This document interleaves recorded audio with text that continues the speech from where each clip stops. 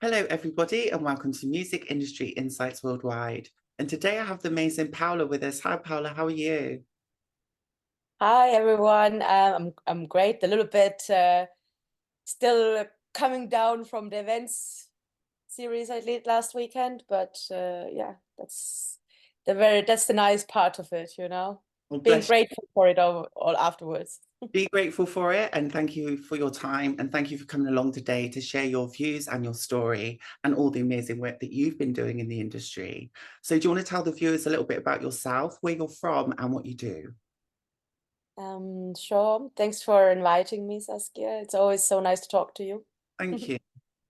Um, yeah, so my name is Paula. My artist name is Freya Algiz. So I'm actually electronic music producer, social rights activist, and a DJ as well.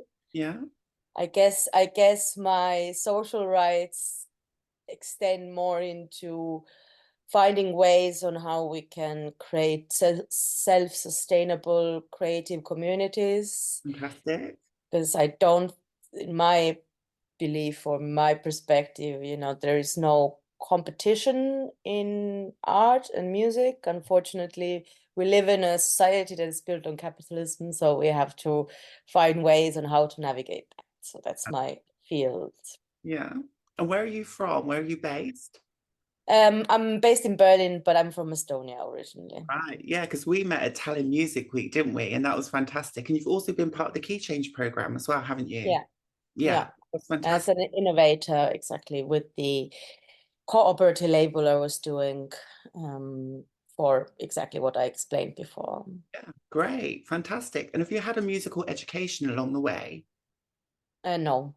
No. So you haven't had a musical education. So how did you get into the music industry? And tell us a little bit more about your story, how you got into your roles, and that kind of experience. Um, so I basically started producing music electronically because this was my kind of gateway to connecting with myself, Yeah. especially because I went a little bit through a kind of bullying trauma as a child for not being able to sing. So I didn't follow through with my acting pursuits, which I was my kind of a passion as a teenager, because you can't do that if you can't sing, you can't be involved with music if you can't sing. So discovering modular synthesizers actually was a way for me to kind of get away from this perception that I need to have music theory knowledge or be able to sing to be able to be involved with music. Fair enough. So that's how I kind of started, and that's kind of also what gave me a drive to move forward, in the sense that I think everybody should have a right to be creative, and it shouldn't be just considered as a that the things we love to do shouldn't be just considered a hobby. No, that's so true. Yeah, I love that. So uh, yeah. yeah. So how long have you been doing the music for, and how long has it taken you to get to where you are right now? So I started, I think, in mid 2019. Okay. So that's like maybe four years now, something Yeah. like this. Yeah. But then in the beginning, it was just like me experimenting, and then everything kind of started rolling when I started collaborating with people. So just meeting other artists, Yeah. jamming together, playing together, sharing ideas. Yeah. And the same with label. I was first invited to work with another label, but then I was like, why does it have to be where one or two people make decisions? Why can't artists work together where everyone is contributing their time, but also Things. have the responsibilities at the same time, rights and responsibilities? Yeah, that's nice. I love that way of thinking.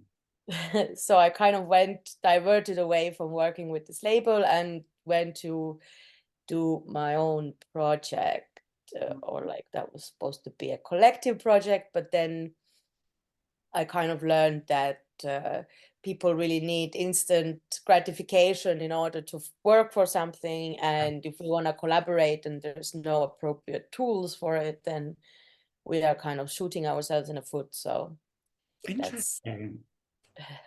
Very interesting. And thank you for sharing that with us, Paula. And I really like your mindset and your innovative thinking, because it really is about collaborations. But again, if you're not paying people, you've kind of got this two-way street, haven't you, where it's either paying people or people want that instant gratification. And if you don't have either, then people are like, well, what am I working for here? Or what am I part of this for? And I think finding people with the right values and goals and the same missions is also part of that collaboration key. So, you know, I believe in the collaborations, but then also finding people with the same values and goals as yourself, as we both share actually, on working towards something for positive change.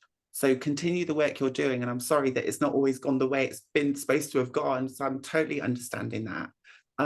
So also coming from Estonia and going to Berlin, what kind of challenges have you faced there? I actually haven't lived in Estonia for 15 years or more, so I don't know about Estonia. I was living in the UK before, so I moved to Berlin Yeah. because there's just so much more creative freedom here. Basically, Berlin is not so focused on just making money, so it's very kind of inspirational, but also giving me the courage to be an artist. So now I'm at the point where I'm okay, I have enough. I've kind of let go of my insecurities and fears in that sense, that I'm just happy to be myself and then go back to Estonia or any other place. But I know in Estonia, I felt that it was before, like, you know, you have to have a music education degree or your parents are painters, and, you know, this is how you define yourself as a professional in a field. But I think with humans can just do anything what we want and change our careers and what we do throughout our lives. So a degree doesn't really say anything. That's completely true. And you also do DJing as well, is that right? Yeah. So Yeah. how do you find that? And do you mix the DJing with the production and with obviously your activism? And does that all kind of combine to give you your artistic output? Is that you as a person? And is that what you're trying to achieve at the moment? I don't actually combine the DJing and production so much because I'm doing live performances with my own music and DJing with other people's music. Right. And with the activism at the moment, this is something that I've come to understand that first I need to kind of have my own foundations within me Yeah. straight, and then I can apply it elsewhere externally, because now I'm at the point where I'm like, okay, I have a project in cooking in the back of my head for some time now, Yeah. but I'm not the person who wants to be a business owner or who wants to be like a boss of yeah, I'm here running the startup. Yeah. So Yeah. I'm kind of gathering this courage to bring action to what I've been planning, kind of. Fingers crossed. Well, I hope it all comes to fruition for you. And I'm sure whatever you put your mind to, you will achieve and you will succeed. So good luck with whatever you've got planned there. And how has it kind of impacted you and the way you feel about yourself and your career? Some of these challenges and issues that you've had to face. I think the biggest challenge for me really has been the pressure from the outside, in terms of like, being an artist is not a real job. Mhm. Or why should society be interested in you being an artist, you know? But yet everyone consumes music and art everywhere. So it's just like, this aspect has been the biggest challenge for me, because I did a law degree and then I had a master's degree in human rights, and I kind of did those things in order to follow this path that I've been fed, which is, you know, you have to get a good job and make money in order to have a good life. Yeah. Actually, that's not me. That's not what good life for me defines. For me, good life defines for me that I can spend my day the way I feel in this very moment. Yeah. And music is a big part of it. So I totally get that. And I feel where you're coming from. And I think it's about expression and freedom and being where you want to be and following your heart, isn't it? yeah, absolutely. Great. Totally. And what's your kind of thoughts and feelings on equality, diversity, and inclusion at the moment in the music industry? Where do you think we're at? So I think there is multiple layers to it. So if I zoom in from the Berlin scene, of course, you know, majority of the DJs are male, but I see a lot of collectives and a lot of projects and a lot of initiation here in Berlin in this regard. So it's quite so what I kind of see is really a lot of events and organizers, collectives, they're putting big focus on diversity in terms of having Flinter, for example, collectives and workshops, and that means anyone who is in any form female identified in themselves, you know. So in that sense, in here, I think it's quite progressive. Yeah. But I think globally, especially in the industry side, it's a little bit,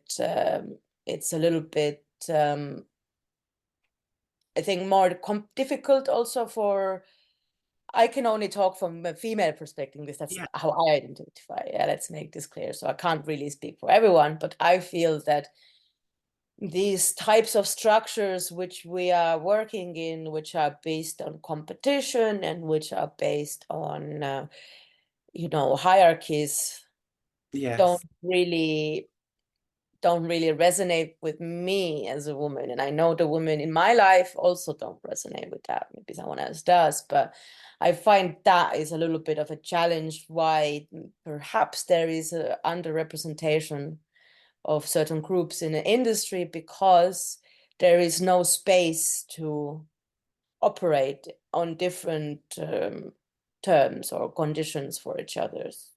Yeah. Basically. Yeah. Okay. So what kind of things would you like to see improve over the next few years? If there was 2 or 3 things that you could change in the industry, what would they be?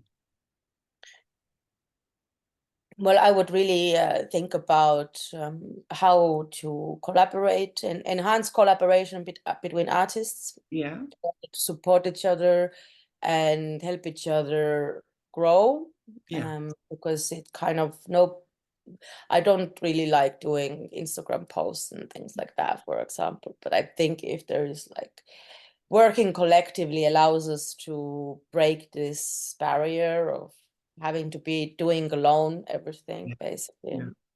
Yeah. So cooperation and collaboration, I think, is the number one thing that I'm looking forward to, Yeah. especially in terms of cooperation, because on a business level, because it enables artists to have the right to their bargaining power, saying how things work, not just be managed like some kind of sheep. Yeah. Sorry for the expression, but you know, Don't just be apologize. told what to do, when to do, and kind of having no other No one, freedom. for their own work or how they feel or what they say. Yeah. Mm. So I think that kind of approach really also doesn't just allow the kind of, it makes sense in terms of helping each other grow, but it also, I think, helps to build empathy and connection between people Yes. who in a society as a whole or who are involved in these processes. So it kind of, in my perspective, takes away the focus of your identification, Yeah. which kind of creates the separation, but rather helps us connect with each other through our human feeling and being, basically. Yeah, I love that actually. And I think that's another thing that you've really pointed out is it's kind of a system that's built around patriarchy and around competition. But if we have more collaborations, we can amplify each other's voices, we can support each other, and we can actually empower each other at the same time.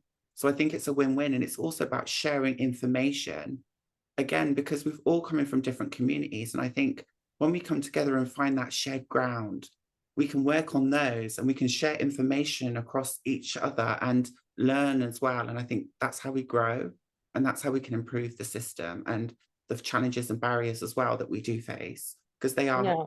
different in different ways, aren't they? Yes, exactly. So I think those we all also experience different challenges differently, you know. So we can't really always approach the solution as okay, putting ourselves in each other's shoes, but I think just holding space for each other to feel safe, Yeah, that, you know, with whatever we're going through or feeling, you know, not being judged for that, for these things that are internal to us. exactly. Yeah. And do you think age and cultural differences have had an impact on equality, diversity, and inclusion across the music industry?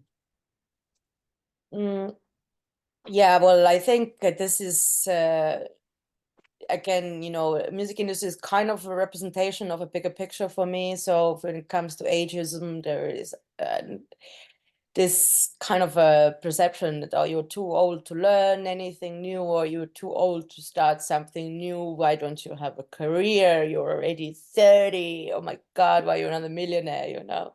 So I think that is the kind of a thing that is oppressing the diversity, in sense that yeah, it's not allowing people, it's not encouraging people to really do their way. If you discover something new at the age of 40 or 50, then what's the problem, you know? Yeah, And when it comes to kind of discrimination in terms of gender, mhm, then I think that it kind of gets less and less the more I advance. That's from my perspective, but it gets less because I need to set my own boundaries more straight. You know, in order for me to actually grow, I need to have certain boundaries and be like, okay, this type of people I don't want to work with. yeah, Yeah, they're not my reality. They don't have to be my reality. And trying to focus on my community and the people that I want to work with. And that's basically how I see it, is that empowerment comes from realizing that we have to make this choice for ourselves, you know, and not that the process and of the progress is to just focus on those people we have and those experiences that lift us up. I think that again applies to the whole bigger picture of everything. it does. Yeah. And kind of being in Europe as well, you've got a lot of different cultures, obviously, as the European Union. Do you think that has an impact as well on kind of equality, diversity, and inclusion with all these different countries and different kind of political atmospheres and acceptance? Do you think that also has an impact to play? Well, for me personally, for example, coming to Berlin, Berlin is such a cultural center for electronic music, for example. It's this is the place for it, you know. So it's not like why I came here necessarily, but it's turned my life into this.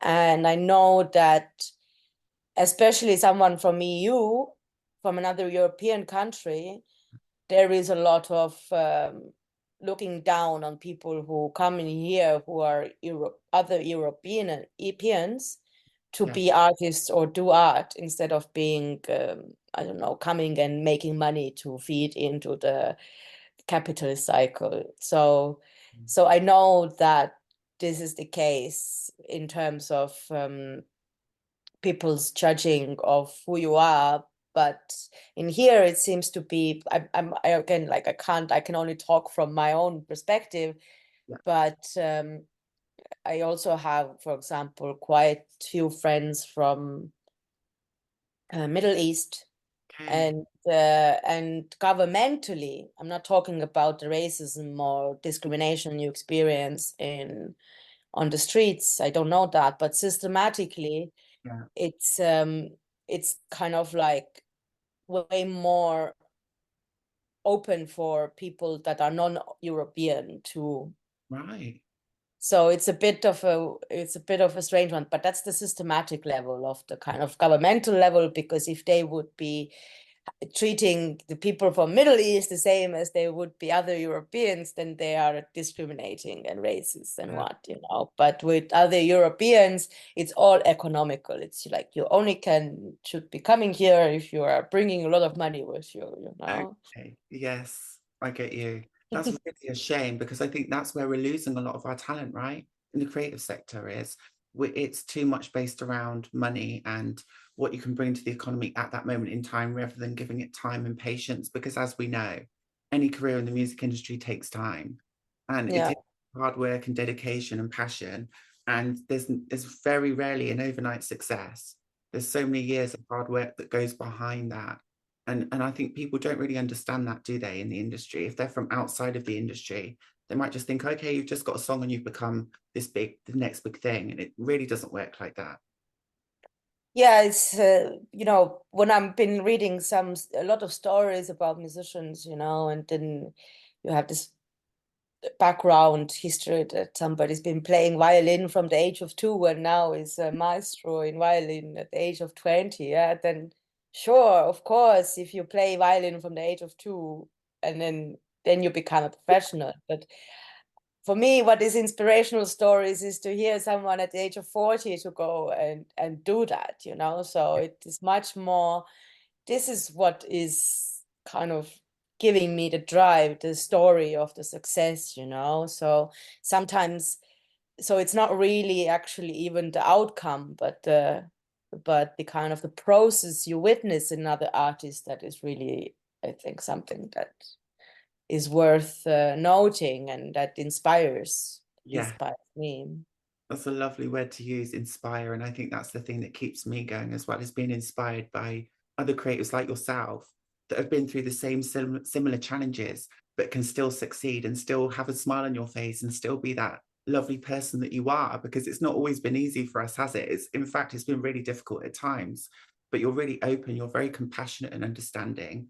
And we've clicked since day one. So just thank you for just being you, Paula, and continue to do the music work and amazing music that you bring out and put out there, because it's amazing. Thank you so much. I have to say exactly the same to you, and I can't wait to see us again, whether it's in Berlin or London, actually in person. So And not long. yeah, exactly. Manifest it this year, I hope.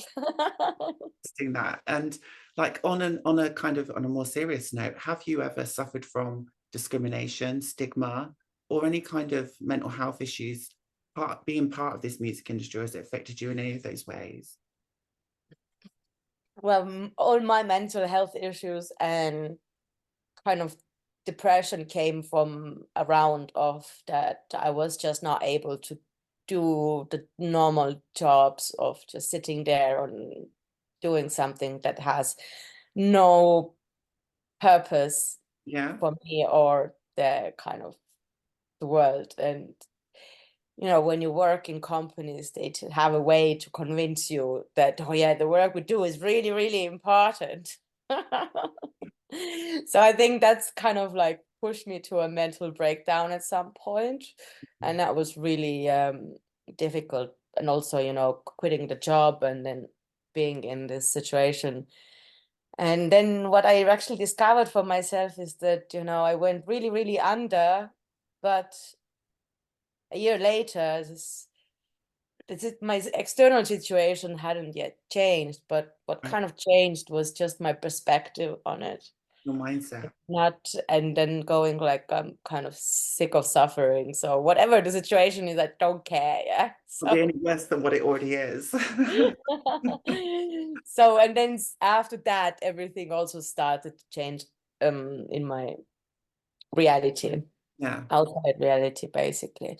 So I think that's kind of been the key one in terms of mental health for me. In terms of discrimination, I have had I actually haven't had any discrimination in the industry per se, personally. I've heard a lot of stories. Yeah. I think that's because I kind of started, I haven't had so much experience in terms of time-wise, Right. length of the, I haven't been in the industry for so long, you know. If you've been in the industry for 10 years, you can probably tell Yeah. better. Yeah. But I've experienced, you know, situations where I'm of course the people I would be working with majority would be men. Yeah. Yes.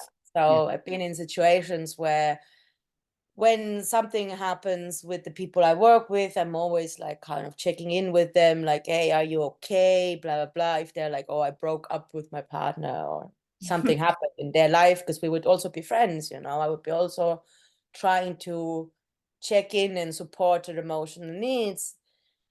But then when there was like, I would have some issues with one person in the group, and I would be like asking for the others, because this is all public chat or group chat, you know, I would be like, hey, can someone step in here and, you know, say something, because it's not really what's true.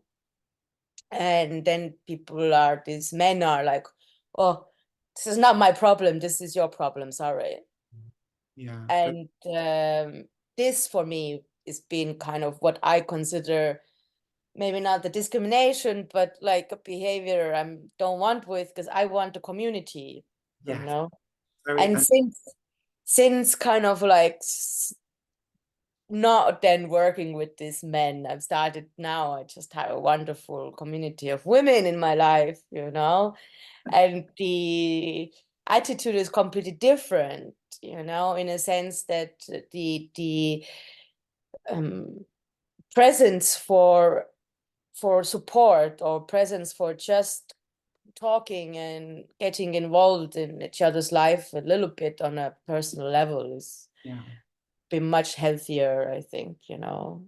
Nice to hear. Yeah, that's nice. Yeah. So you found more emotional support and understanding being more in a group that's more like more female representing than male. Yeah, it's more support and more just like trying to exactly understand things and trying to kind of solve problems, or trying to making an effort to kind of get into the root of certain conflicts or issues or whatever come up, you know, instead of just going, no, sorry, not my problem, or Not even like, caring at all. Yeah. yeah, don't talk to me now, this is outrageous, you know, something like this. I don't know, it's just like less drama. Totally agree. I'm kind of biased on that one, and I feel where you're coming from. I think sometimes you do need that emotional support, and you do need understanding, and building that, I think, is important. So I'm sorry you felt like that, but hopefully things are moving in the right direction now, right? Oh yes, totally. I mean, like I said, I that's one of the things I really learned, was that, you know, you can't really build a community. I think community will come to you and build itself around you, you know, when you are kind of open to it. So this is kind of completely turned its tables for me, trying to make something, and something just makes itself for me, you know. I like that. So Paula, if anyone wants to find you, connect with you, or listen to any of your music, is there anywhere they can connect with you? Yes, as on Instagram and SoundCloud, Freya Algiz. Yeah. I'm also working on some releases this Ooh, year for sure, to actually, yeah, you know, we all have this musician problem when we're sitting on loads of tracks and just come out. Come on, we're waiting for those. so yeah, I will add a link to support this video, so I can Okay, share this. I'll share all of that in the description below as well, your bio and more about you, your music and what you're up to. And is there any major wins or successes before we go that you would like to share with the listeners and viewers today? Major wins or successes, I think maybe this is the point to say that first, I think my win has been really just starting to collaborate with people in terms of making radio shows, or and inviting DJs to come there. And then once you start interacting with people, and putting yourself out there for collaboration and cooperation, then all opportunities come to you. So I kind of, for doing what I'm doing so little, I think getting really fast into the community has been the very big, most important success for me. I feel first time like I belong. And I think the second one, which is my little personal, I think something that makes me really grateful is I've been playing recently at this biggest gay sauna in Berlin, the Yeah. sauna parties, because they also have a club, and I was doing some parties there, and we just really loved each other with the people who run this place, and they never have any women playing there. So it's just like, I've been basically me, and I think they said they had one female DJ ever before in the sauna party. So this was such an honor for me, because it's just like, that's like how I would like all my non straightforward, identifiable people feel, Oh, that's amazing. Well done. That's groundbreaking. And like you said, you're innovative. So keep doing that and keep changing these, keep breaking down barriers and changing perceptions, and just keep doing what you do. Because the more people that see you and hear you will be inspired by the work you do, and they will also want to be part of your community. Because I'm part of your community and I've always had respect for you, and I think you're great. So just keep up that amazing work. And thank you for your time, for sharing your story. You're such an inspiration. Thank you so much, Saskia. You too. I want you to just get these messages more and more out there, because I think what you do is really, really, really important, for us all. So thank you. No, I enjoy what I do, and I really appreciate your support, and I will continue to do so. And you continue the good work too. Thanks, Pam.